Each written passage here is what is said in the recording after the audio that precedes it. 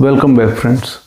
So, like we were studying about the cleaning validation, and in the last video we had discussed about the direct sampling method, that is the swab sampling. In this video we shall learn about the rinse sampling, which is also called the indirect sampling method.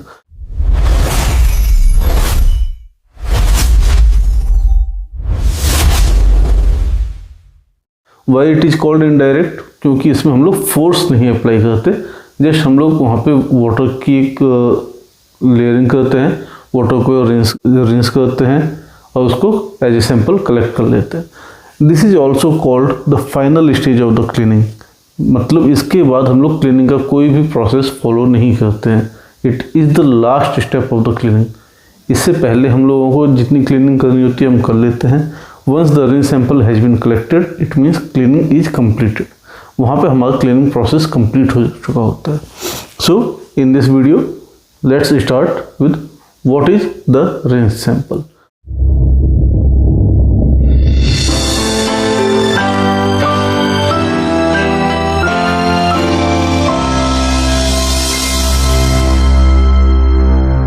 So rinse sample is basically the water which is collected after the cleaning of the equipment।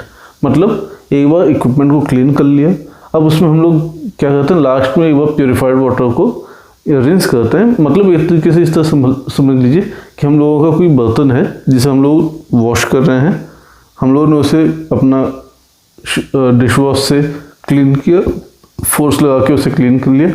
There after हम लोग उसे जो है एक last time water से rinse कर रहे हैं, सो दैट जो भी सर्फ है, डिटर्जेंट है या फिर डिश वॉश है वो वहाँ से क्लीन हो जाए, प्लस जो भी प्रीवियस रेजिड्यू है वो भी क्लीन हो जाए। इसके बाद और कोई क्लीनिंग प्रोसेस फॉलो नहीं होता है। इट मीन्स ये हमने क्लीनिंग प्रोसेस कंप्लीट कर लिया है और अब हमने एक सैंपल कलेक्ट करके उसको फॉर एनालिसिस सेंड कर रहे हैं। अब इसमें क्या है, प्रोसेस को समझते हैं सबसे पहले।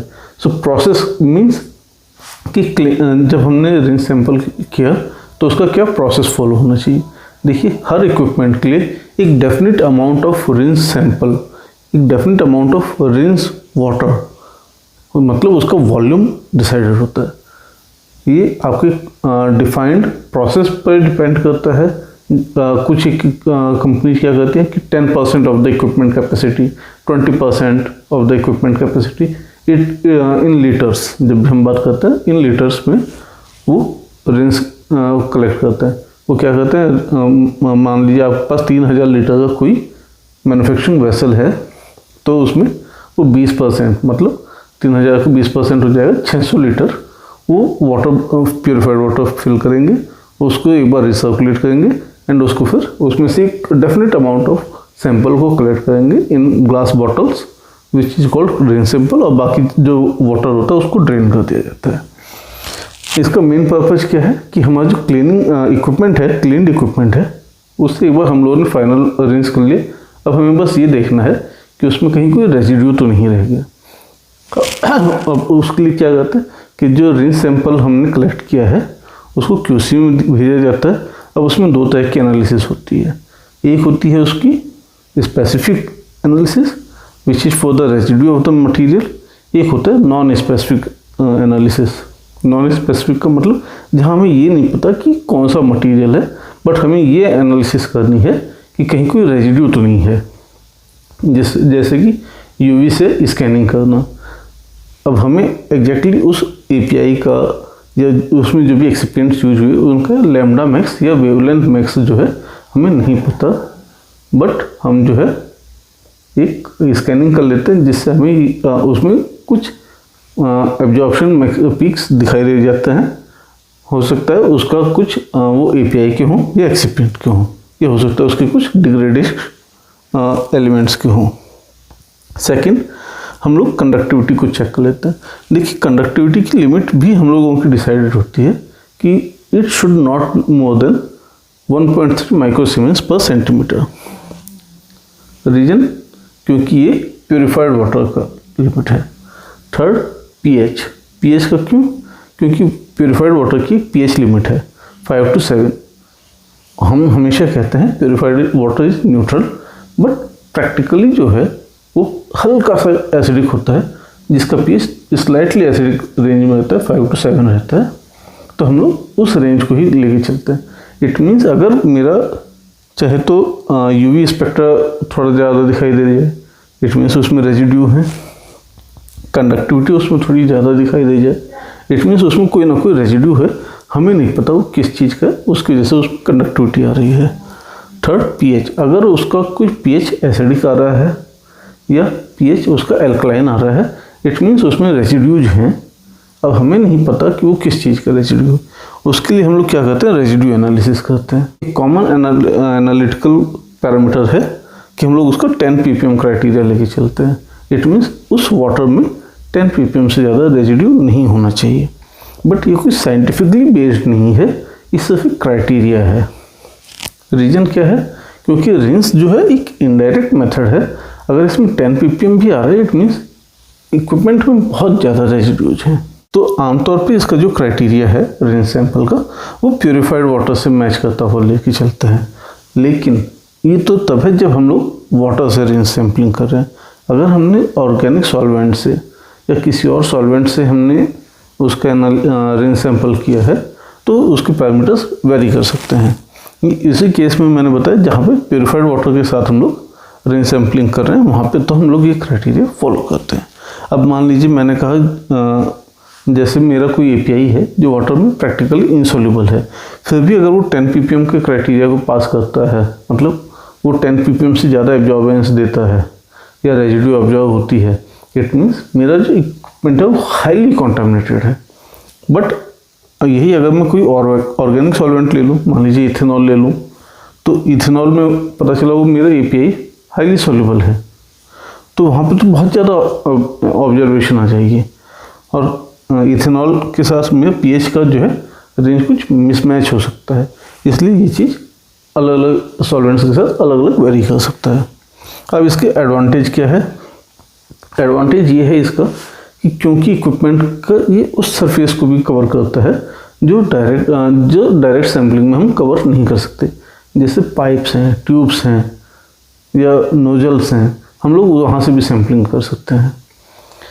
और इसका जो है बहुत वाइड स्पेक्ट्रा है, बहुत ही वाइडली एक्सेप्टेबल है, इजीली हो सकता है, वाटर से किया जाता है, तो जिसमें कोई ज़्यादा प्रॉब्लम भी नहीं होती। बट इसके कुछ डिसएडवांटेज भी हैं, जैसे अब जैसे इसमें हम लोग कोई फोर्स नहीं अप्लाई करते, तो बहुत कम चांस है कि वहाँ से एपीआई के रेजिड्यू एक्सट्रैक्ट आउट हो पाएँ। कई बार ये भी होता है कि जो एपीआई है वो इतना हाईली प्रैक्टिकली इंसॉल्युबल है, वाटर में प्रैक्टिकली इंसॉल्युबल है, जिसकी वजह से वो रिंस सैंपल में ऑब्जर्व ही नहीं हो पाता। अब यहाँ पे डूज एंड डोंट्स में भी बात कर लेते हैं। अब डूज में क्या है कि जब भी हम रिंस सैंपल की बात करते हैं, इट मीन्स मैंने पूरी क्लीनिंग प्रोसेस परफॉर्म कर ली है। सबसे पहले हमें इक्विपमेंट को विजुअली चेक कर लेना चाहिए।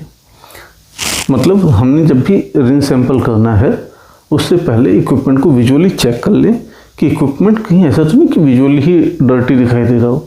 अगर वो डर्टी दिखाई दे रहा है तो हमारा रिंस सैंपल लेने का कोई फ़ायदा नहीं है। सेकंड, जब भी मैं कहता हूँ कि रिंस सैंपल लेना है, तो एक बेसिक सॉल्वेंट है water, purified water. But in case हमें क्लीनिंग वैलिडेशन एक्टिविटी के लिए करना है या कोई साइंटिफिक एविडेंस कलेक्ट करने के लिए करना है, तो हम उसमें उस सॉल्वेंट में करते हैं जिसमें कि मेरा एपीआई सॉल्युबल हो।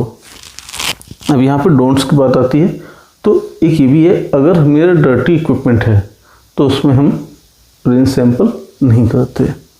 अगर मैंने कोई कलर्ड मटेरियल ऐड किया हुआ था और रिंस सैंपल में मुझे कलर ऑब्जर्व होता है, इट मीन्स मेरा इक्विपमेंट प्रॉपर्ली क्लीन नहीं है, तो ये भी पैरामीटर है। तो ये सब भी हमें चेक कर लेना चाहिए।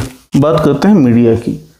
अब देखिए मीडिया क्या है इसमें कि हमारे पास बहुत कॉमन सॉल्वेंट है वाटर, प्योरीफाइड वाटर।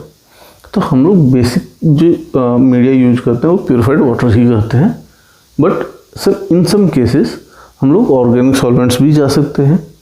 हाँ, एक और चीज़ है, कुछ केसेस में ऑर्गेनिक सॉल्वेंट्स को प्रेफर नहीं किया जाता, क्योंकि अगर बहुत ज़्यादा एक्सपोजर होता है ऑर्गेनिक सॉल्वेंट्स का ऑन द एसएस, तो वो उसको डिग्रेड भी कर सकते हैं, उसको डैमेज भी कर सकते हैं। इसलिए हमें ऐसे सॉल्वेंट्स का यूज नहीं करना चाहिए जो एसएस को या स्टेनलेस स्टील को डैमेज कर सकते हैं। देन हमें बात करनी चाहिए रिकवरी की।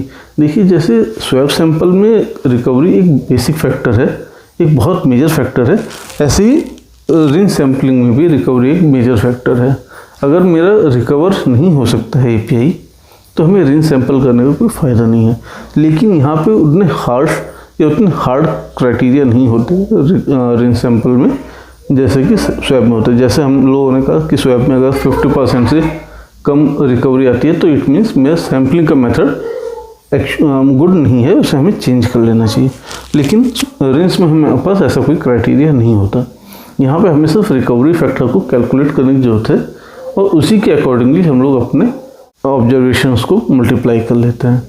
क्यों नहीं करना चाहिए हमें यहाँ पे इतना हार्ड क्राइटेरिया फॉलो?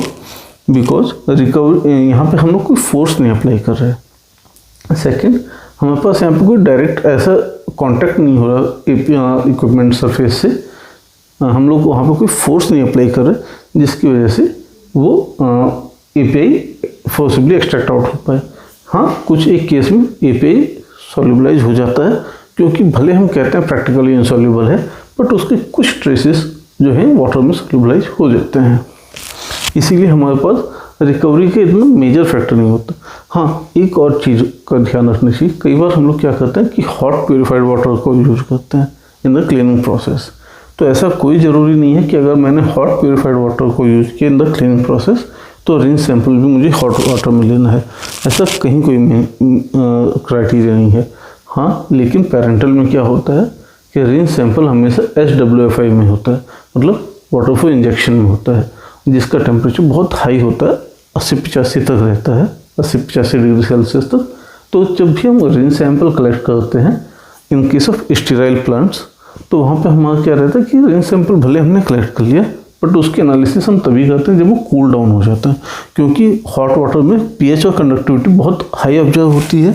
साथ ही साथ उसमें हम लोग UV भी नहीं लगा सकते क्योंकि उसके जो वेपर्स होते हैं वो UV के साथ इंटरेक्ट करते हैं, एब्रप्ट ऑब्जर्वेशंस आती हैं। तो हमेशा एनालिसिस हमेशा कोल्ड कंडीशन में होते हैं जो कि अराउंड 25 के अराउंड होता है रूम टेम्परेचर पे, तभी हम उसके एनालिसिस कर सकते हैं। इसी तरीके से अगर मान लीजिए मेरे क्लीनिंग प्रोसेस में हॉट वाटर है तो हम लोग क्लीनिंग प्रोसेस हॉट वाटर से करेंगे, देन उसको एक बार purified water cold purified water से ठंडा दोबारा से क्लीन करेंगे। उसके बाद हम लोग रिंस करते हैं रीजन, क्योंकि एक बार अगर हमने इक्विपमेंट को हॉट वाटर से एक्सपोज किया है तो भले मैं उसमें दोबारा प्यूरिफाइड वाटर कोल्ड कंडीशन में डालता हूँ लेकिन उसका टेम्परेचर हाई रहता है। इस वजह से हमेशा हमें जो सैंपल करना चाहिए OSD के केस में या फिर नॉन स्टीराइल के केस में वो हमेशा प्योरीफाइड वाटर से करना चाहिए जिसका टेम्परेचर अराउंड 25 होना चाहिए। अगर 25 से ज़्यादा है इट मीन्स वो ऑब्जर्वेशंस में मुझे एब्रप्ट ऑब्जर्वेशन दे सकता है। सो आई गेस आपको ये वीडियो समझ आया हो, आपको ये इंटरेस्टिंग लगा हो। देखिए बहुत इंटरेस्टिंग टॉपिक है क्लीनिंग वैलिडेशन, बहुत मेजर टॉपिक है। कंप्लायंस के केस में बहुत ही मेजर स्टेप फॉलो होता है क्लीनिंग वैलिडेशन। हर ऑडिटर चाहे वो EU हो, चाहे US FDA हो, चाहे इवन WHO भी है, वो क्लीनिंग वैलिडेशन को बहुत ज़्यादा मानता है। और अब जितने तेज़ी से रेगुलेटरी कंप्लायंसेस चेंज हो रहे हैं, गाइडलाइंस बदल रही हैं, उसी हिसाब से क्लीनिंग वैलिडेशंस में बहुत सारी नई चीज़ें ऐड हो रही हैं। तो 1 बाय 1 हम लोग हर चीज़ को फॉलो कर रहे हैं, हर एक चीज़ को समझ रहे हैं, क्योंकि अकेले एक वीडियो में क्लीनिंग वैलिडेशन को समझना या एक वीडियो में पूरे क्लीनिंग वैलिडेशन को कवर करना it's not very easy task. मैं तो कहूँगा it's next to impossible, if not impossible then next to the impossible. So 1 by 1 we will understand everything and we will learn everything. So with this मैं आप लोगों से फिर वही कहता हूँ, if you like this video give it a like, make comment, share it with your friends and subscribe the channel. Radhe Radhe.